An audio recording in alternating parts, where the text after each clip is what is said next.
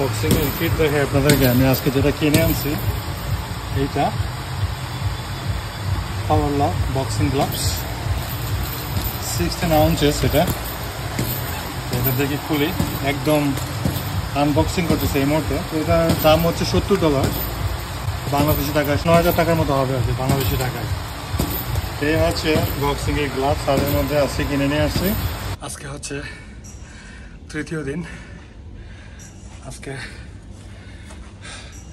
Boxing এর gloves নিয়ে punch করাতে খুব হাতে আরাম পাইতেছি। অন্যদিন বক্সিং করতে গিয়েছি হাতের মধ্যে এরকম প্রায় হাতে 4টা পড়ছে, এই হাতে পড়ছে 2টা, তো মিলে 6টা এরকম খালি হাতে যখন পাঞ্চ করছি 6টা এরকম স্ক্র্যাচ পড়ছে। আজকে গ্লাভস পরে পাঞ্চ করতেছি, যত শক্তি আছে হাতের মধ্যে টেরই পাইতেছি না, মানে প্রফেশনাল বক্সিং গ্লাভস। চমৎকার ওয়ার্কআউট করে প্রচুর ঘামতেছি। কন্টিনিউ করবো আজকে প্রায় হাফ অ্যান আওয়ারের মতো, আপনাদের সাথে শেয়ার করবো। আর যারা আমার চ্যানেলে নতুন তাড়াতাড়ি লাইক করে সাবস্ক্রাইব করে দেন, সবাইকে ধন্যবাদ।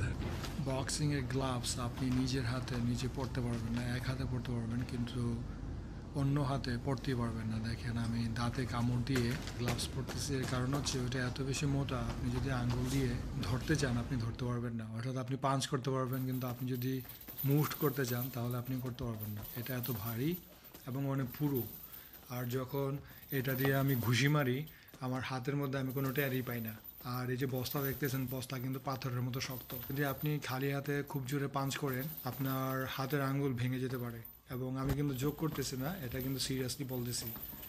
আর 2 দিন আমি হালকা পাঞ্চ করছি, মানে কোনো রকম টাচ করি আর কি, ওইরকম প্রেশার দিতাম না পাঞ্চ করার জন্য, শরীরের সমস্ত শক্তি দিতাম না।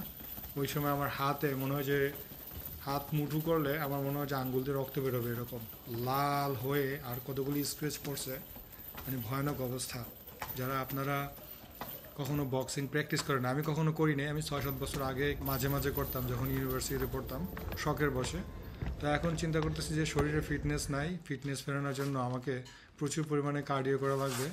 তো কার্ডিও করার জন্য ট্রেডমিলে হাঁটাহাঁটি আসলে খুব বেশি ফান না।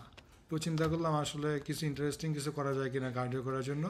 পরবর্তীতে মাথায় আসলো আসলে কার্ডিও করার জন্য boxing could B a good exercise for it.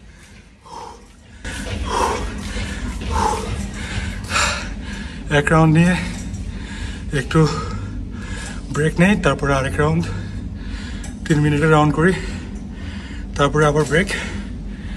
নতুন নতুন তো কন্টিনিউ করা অনেক টাফ। 2-3 মিনিটের বেশি পাঞ্চ করা টানা জান বের হয়ে যাবে একদম।